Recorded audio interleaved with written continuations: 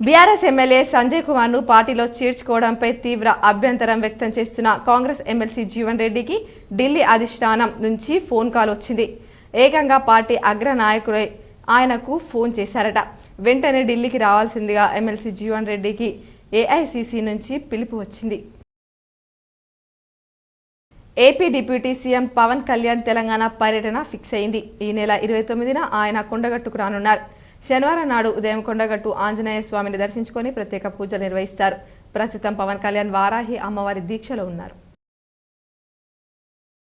రాష్ట్ర వ్యాప్తంగా కొనసాగుతున్న జూనియర్ డాక్టర్లు రెండుగా చీలిపోయారు. ప్రభుత్వంతో జరిపిన చర్చల అనంతరం సమ్మెను తాత్కాలికంగా గాంధీ జూనియర్ డాక్టర్లు విరమించగా తమ సమ్మె మాత్రం కొనసాగుతుందని ఉస్మానియా జూనియర్ డాక్టర్లు ప్రకటించారు.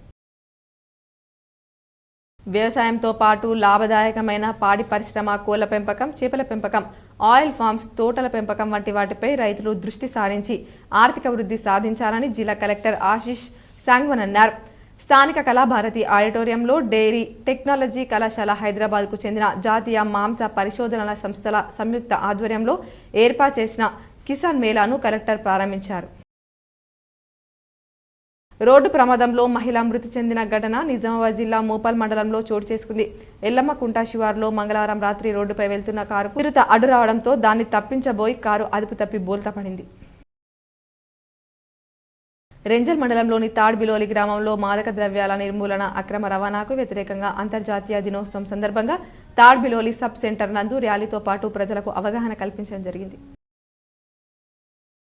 జాతీయ మాదక ద్రవ్యాల నిర్మూలన దినోత్సవం సందర్భంగా బాల్కొండలో పోలీసులు ఆధ్వర్యంలో ర్యాలీ నిర్వహించారు.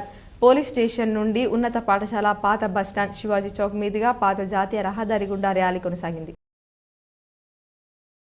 మాక్లూర్ మండలంలోని చిక్లి గ్రామంలో ప్రమాదవశాత్తు బైక్ నుండి కింద పడి సాకలి గంగాధర్ అనే వ్యక్తి మృతి చెందారు.